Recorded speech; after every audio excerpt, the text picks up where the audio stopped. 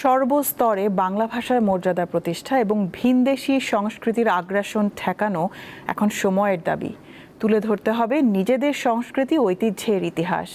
শনিবার কেন্দ্রীয় শহীদ মিনারে ভাষা শহীদদের প্রতি শ্রদ্ধা জানানোর পর এমনটি বললেন রাজনৈতিক দলের নেতারা।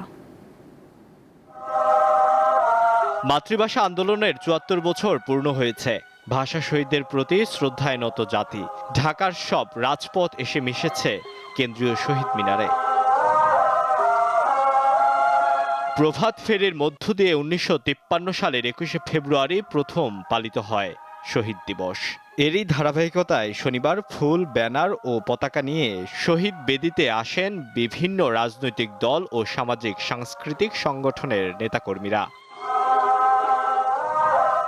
জাতির বীর সন্তানদের স্মরণ করতে এসে রাজনৈতিক দলের নেতারা বলেন, দলীয়করণের সংস্কৃতি থেকে বের হয়ে তরুণ প্রজন্মের কাছে সঠিক ইতিহাস তুলে ধরতে হবে।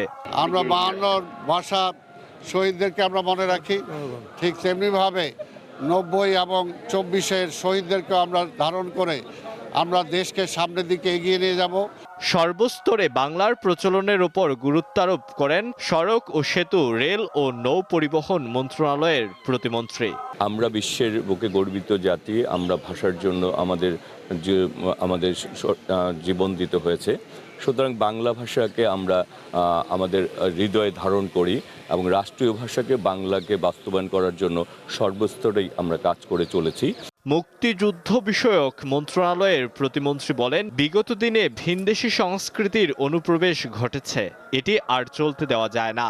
ভাষা আন্দোলনের থেকেই কিন্তু মুক্তিযুদ্ধের সূচনাটাই শুরু হয়েছিল, যে সকল দল, ধর্ম, বর্ণ নির্বিশেষে পাহাড়ি সমতল সকলে আমরা সমান নাগরিক অধিকার ভোগ করব, দেশটা একটি ইন্ডিপেন্ডেন্ট স্বাধীন সার্বভৌম রাষ্ট্র হবে, সেই লক্ষ্যে আমরা কাজ করে যাব।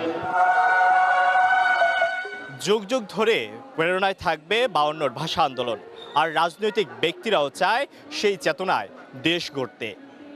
আলোয়ান খান, দীপ্ত সংবাদ, ঢাকা।